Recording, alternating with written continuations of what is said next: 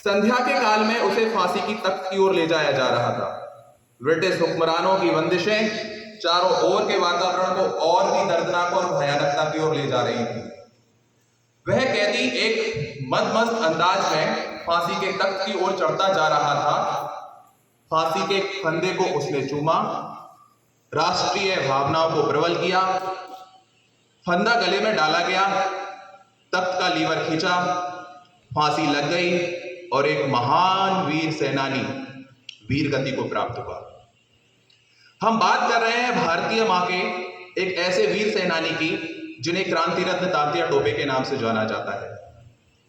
संक्षेप में अगर हम बात करें तो वीरधर तात्या जी का जन्म नासिक महाराष्ट्र में हुआ था। स्वाधीनता संग्राम में वे महारानी लक्ष्मीबाई और नाना साहब के गुरु रहे। अंग्रेजों की 12 टुकड़ियों के 12 सेनापति को मध्य भारत में लगभग 9 वर्षों तक घुमाने वाले ये सेनापति आज तक ब्रिटिश इतिहास के विरोधियों में ऐसे कोई नहीं हुए। मालसन ने कहा था कि संपूर्ण भारत भूमि में उठे हुए विद्रोह की जो सबसे बड़ी चिंगारी थी वे थे वीरवर तात्या। तात्या क्या थे वो कुछ पंक्तियों के माध्यम से मैं आपके सामने स्पष्ट करूंगा कि था तात्या टोपे नाम उसका, लड़ना और मरना काम उसका। वो एक अकेला लड़ता रहा, अंग्रेज को हैरान करता रहा, आखिर में फांसी पर भी चढ़ा, एक पेड़ से जिस जा आज खड़ा। आ जाता है वो कभी कभी जब जुल्म है होता तभी तभी, कभी भगत सिंह बन आता है, चंद्रशेखर हो जाता है, आजाद वही अशफाक वही, विस्मिल भी वही कहलाता है, कभी मदन ढींगरा बनता है, वैली को पार लगाता है, आ जाता वीर बहादुर बन, नेता सुभाष कहलाता है, तलवार लिए वो ही योद्धा। ये पहले वे किरदार हैं जिन्होंने इस भूमि को बलिदान कर हमें गौरवान्वित किया और सदैव के लिए अपने जीवन चरित्र से हमें अनुग्रहित कर गए। दूसरे एक और किरदार हैं, वो हैं आजाद हिंद फौज के महान सेनानी कर्नल गुरवे। नेताजी सुभाष चंद्र बोस जब भारत से बर्लिन और जर्मन होते हुए जापान पहुंचे तो रास बिहारी बोस के नेतृत्व में आजाद हिंद फौज की स्थापना हो चुकी थी। उन्होंने कमान संभाली। तुम मुझे खून दो मैं तुम्हें आजादी दूंगा का नारा बुलंद हुआ।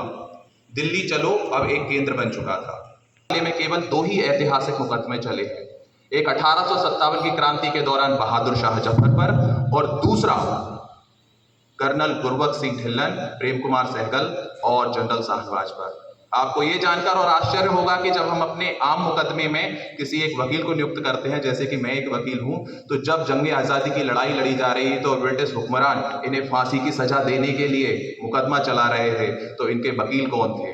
इनके वकील थे पंडित जवाहरलाल नेहरू, सर तेज बहादुर सप्रू, सर बुला भाई देसाई और ऐसे नामी ग्रामी वकील इनकी रिहाई के लिए प्रयास कर रहे थे। लाल किले से आवाजें उठाई जा रही थी। कोई नहीं चाहता था कि जिस प्रकार से शहीद आजम भगत सिंह जी, सुखदेव और राजगुरु जी को फांसी लगी थी, अब ये तीनों भी उसी कालगति का निर्णायक दौर बन जाएं।